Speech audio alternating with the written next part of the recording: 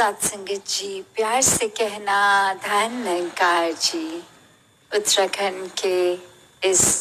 देहरादून शहर में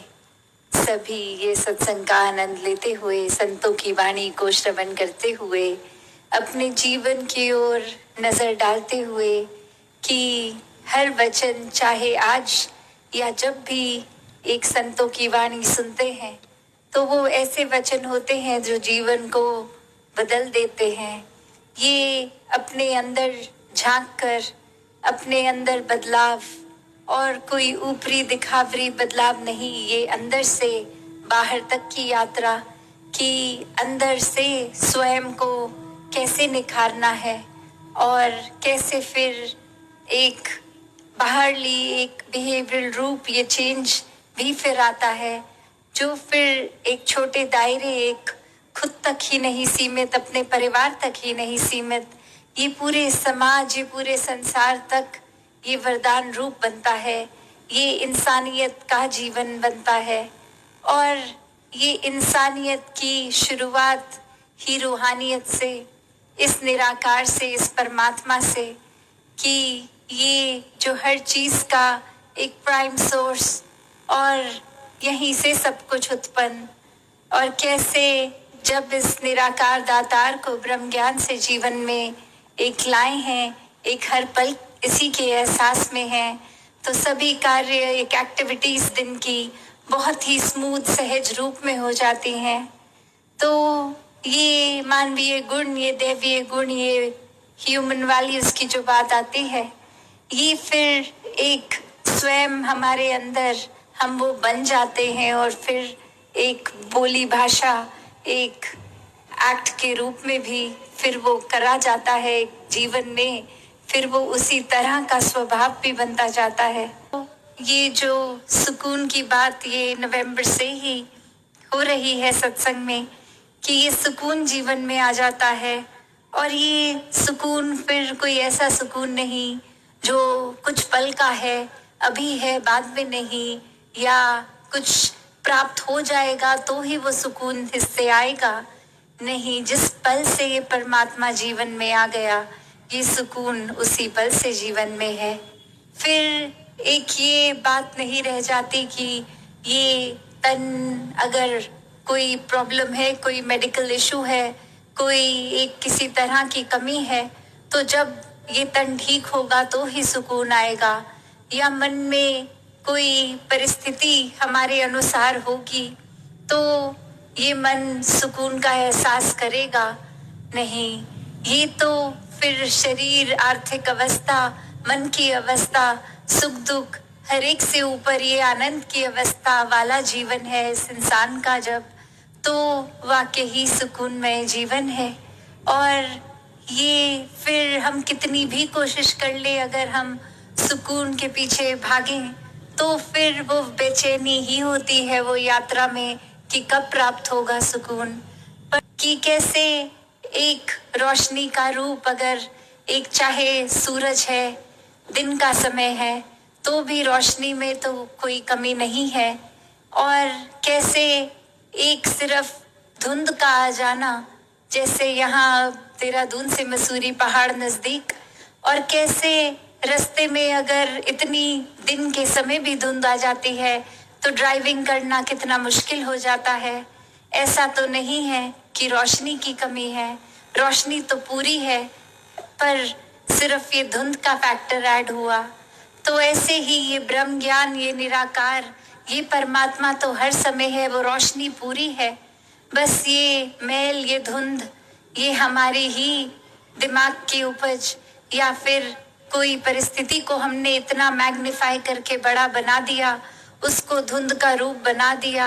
या ये धुंध और भी अनेकों तरह की हो सकती है, कभी कभी इंसान का दूसरे इंसान के बीच दरार का कारण बन जाना, एक नफरतों की उपज, एक अंधविश्वास, ये सुपरस्टिशंस की भी बात, वो भी धुंध। तो कैसे एक सच का जब आधार लिया जाता है तो ये मन मुटाव भी दूर होते हैं, ये नफरतों के कारण भी फिर पीछे हो जाते हैं, और अक्सर खुद के बनाए हुए वहम भुलेखे,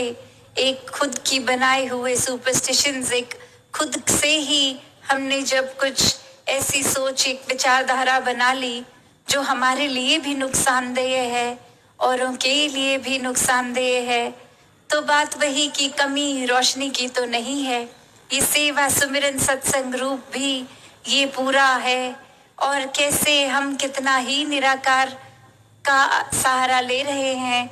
वो रोशनी तो हर समय की ये है। बस हमारा ये कर्म क्या वो किया जा रहा है, क्या ये मन का रिश्ता इस निराकार से, इसके एहसास में रहते हुए जोड़ा जा रहा है। वरना तो एक हम खुद ही कभी कभी कुछ ऐसा सोच लेते हैं जो होता नहीं है,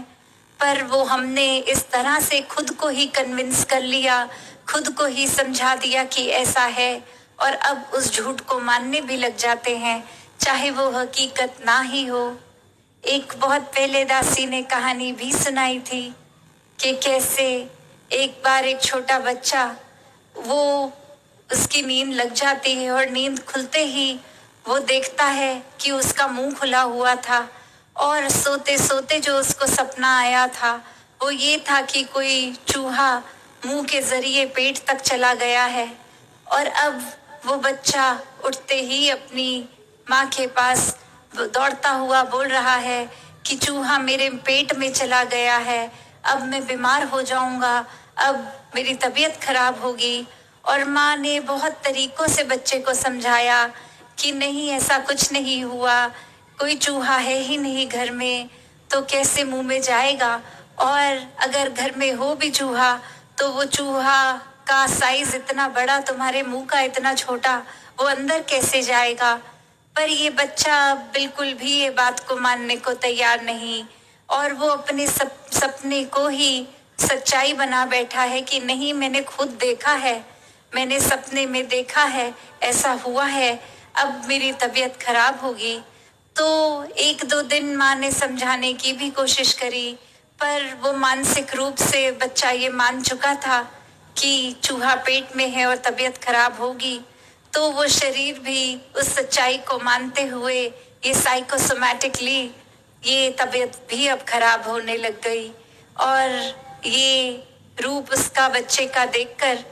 ये माँ ने फिर ऐसे सोचा कि अगर जो भी लक्षण हो रहे हैं उसकी दवा करा दी जाए। और वहीं डॉक्टर समझाता है कि ये तो वहम से ही उपज है इसकी, आप दवाई दे भी देंगे तो जब तक उसको ये नहीं विश्वास होगा कि चूहा निकला नहीं, तब तक उसने मानते ही रहना है इस बात को। और अब वो माँ को घर जाके एक तरकीब सूझती है। एक बाजार से एक नकली चूहा खरीद के पहले ही घर के एक टॉयलेट में पॉट सीट पे अंदर फेंक देती है, और बच्चे को गोद में उठाकर सीधा कि वो पॉट में ना झांके सीधा बिठा देती है, और बोलती है कि अब आप आराम से टॉयलेट कीजिए। और जैसे ही वो बच्चा करता है वो खड़ा होता है और उसको माँ दिखाती है कि अब झांक के देखो, देखो चूहा तो बाहर आ गया है पेट से। और अब वो बच्चा उस झूठ को हकीकत मान लेता है कि ये असली में तो चूहा पेट से नहीं निकल के निकला, ये तो उसकी माँ ने उसके दिमाग से वहम निकालने के लिए किया। तो कैसे एक झूठ इतनी बड़ी चीज बन गई उस बच्चे के लिए, और फिर भी अब वो जब देखकर उस चूहे को उसके दिमाग में शांति आने लग गई कि हाँ अब तबीयत ठीक हो जाएगी, और बिना दवा के भी वो बीमार रूप से अब ठीक होने लगता है। तो बात वही कि शुरू में भी कोई चूहा नहीं था, जो बाद में एक समझाने के रूप में माँ ने कुछ किया, वो भी असली चूहा नहीं था। बस ये झूठ को ही हकीकत उस बच्चे ने इस तरह बना लिया जहाँ सिर्फ उसी के अपने एक दायरे तक वो झूठ का रूप सच मानता हुआ नहीं, वो बाकी फैमिली मेंबर्स के लिए भी उस बात का असर उस तरह हो रहा था, वो चिंता लग रही थी। तो कैसे जाने अनजाने हम अनेकों बातों को एक इतना बड़ा, एक इतनी सच्चाई मान बैठते हैं और वो वहम होते हैं। साथ संगत जी, दान निरंकार जी।